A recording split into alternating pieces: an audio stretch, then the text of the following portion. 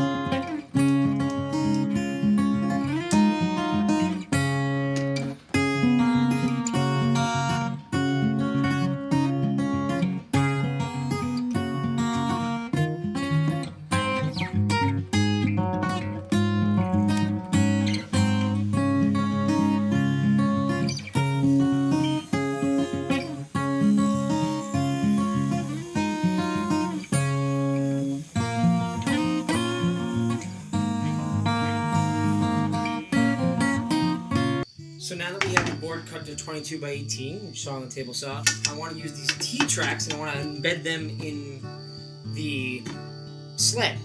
The way to do that, this is 3/4 of an inch wide. The depth, yeah, we can imagine the router table. But I want to figure out how much I want to inset it. Again, I have no idea if this is going to work. This is more of a experiment, if anything. But I want to say 5-ish inches. Good enough for me on both sides. So let's say this is 5. 5 here. Yeah, that'll look good. And then we'll basically cut a groove on each. We'll basically rotate the piece 90 degrees each time and cut a groove, and then embed these in at the router table. In order for me to get the 5 inches of depth I needed from the bit to the fence, which you can see here, I kind of got it. It's close enough. This actually is a router table I found. As you may have known, I had a router table embedded in my bench, which I had found, but then I had found this on the side of the road, and it came with a fence. It's over here. Okay, came with a fence. It just doesn't go back far enough to reach the 5 inches. I could take the whole router out and then just do it by hand, but I don't have an edge guide, and I don't feel like figuring out how to set that up.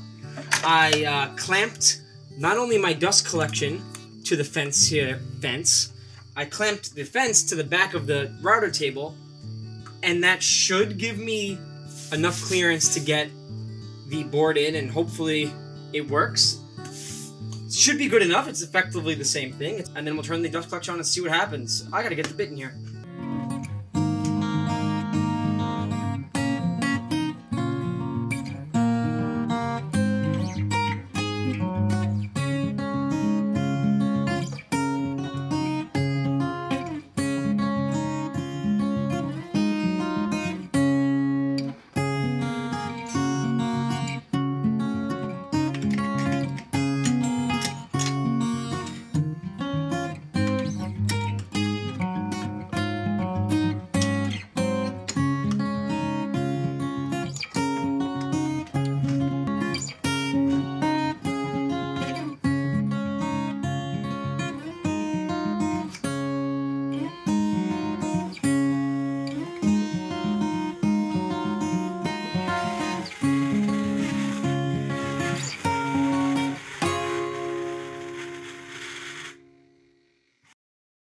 Okay, so that was terrifying. Try to take the full cut at once. Don't do that. I'm gonna take half cuts and then we'll keep going.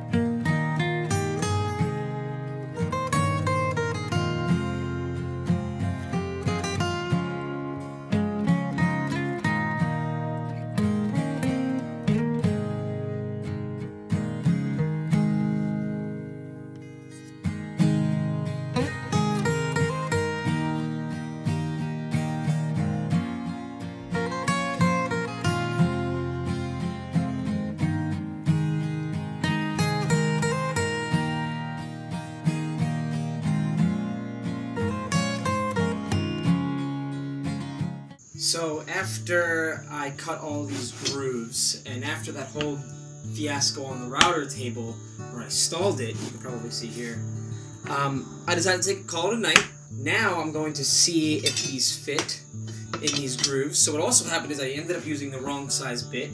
You probably could tell that in the video, so I had to go over all these again before calling it a night.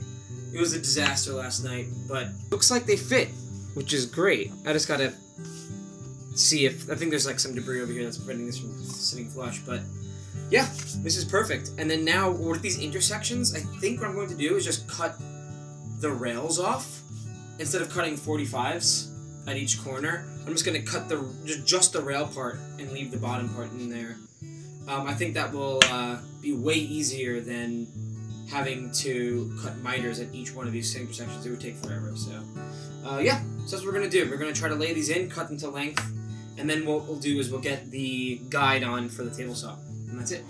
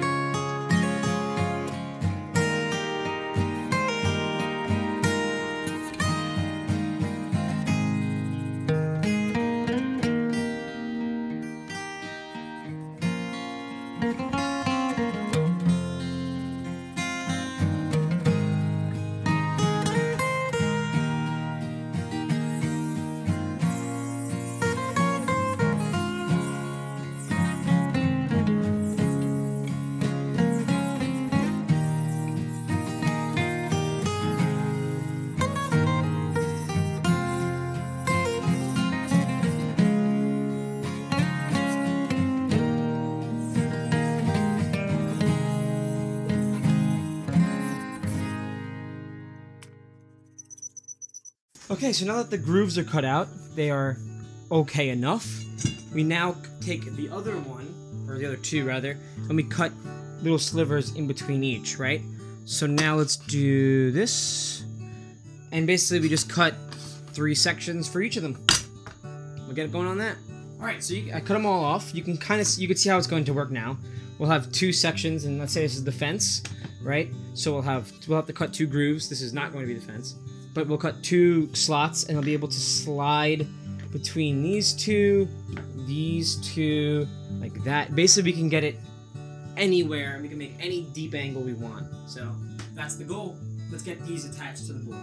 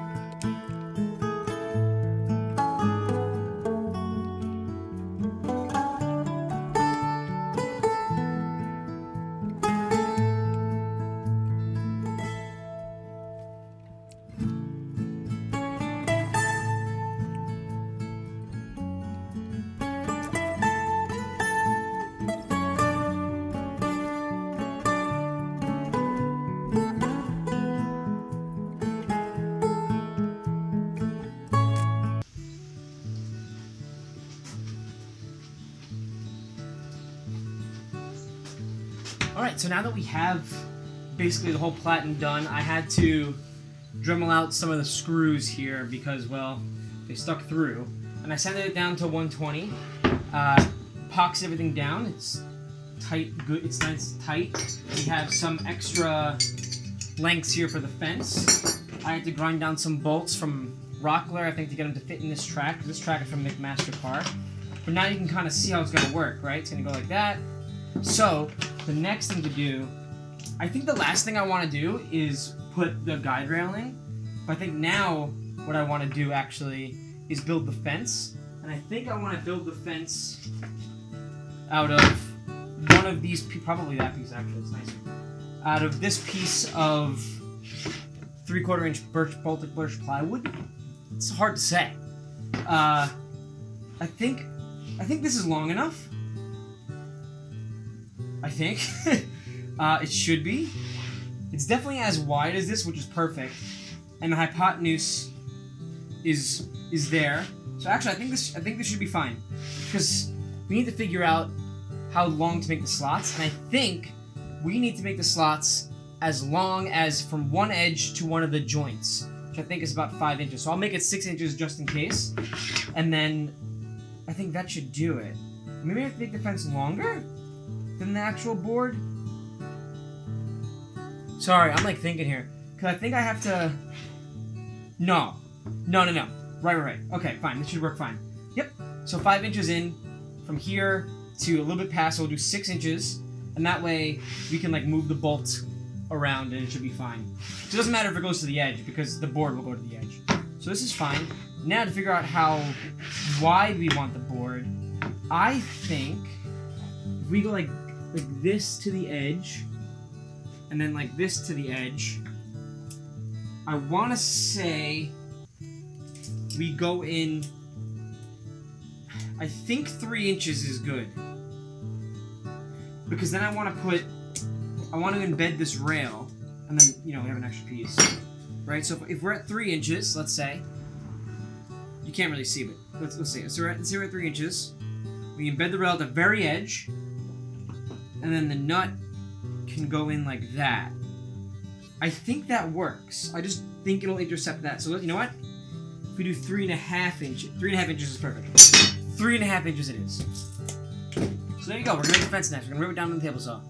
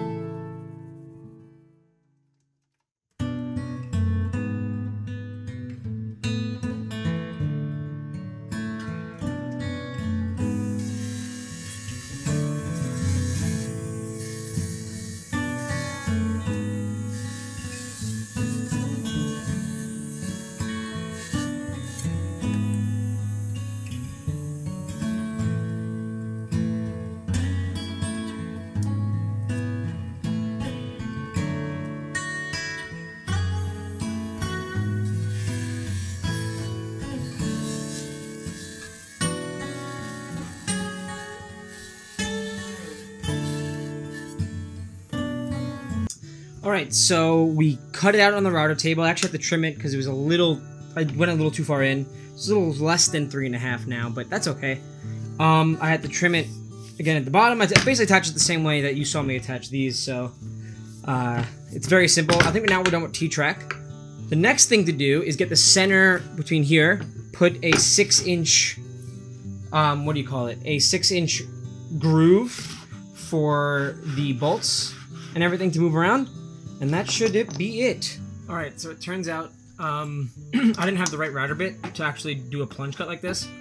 So I'm just gonna do is use the... Oh, my light just went out. That's fun. I'm just gonna use the drill press and then connect it with the jigsaw.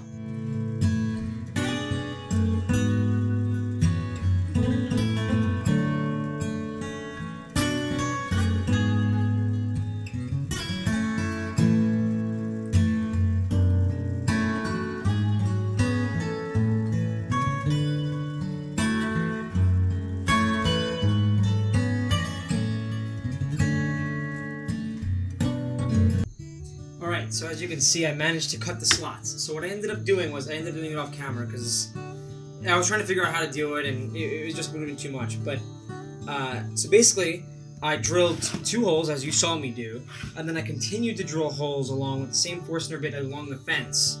And then I took it to the router and routed the rest out, just removing those little bits that were left over by the Forstner bit. And they came out pretty clean, actually. I wish I had the proper bit, but as you can see how it's going to work now. You can move it along and really get any angle you want. So I think this is going to be good, right? Because it'll be like this, and that'll be the edge. And so now the next thing we need to do, but everything else is done. Really, the only thing left to do is put in the rail. And that we're going to do now on the table saw.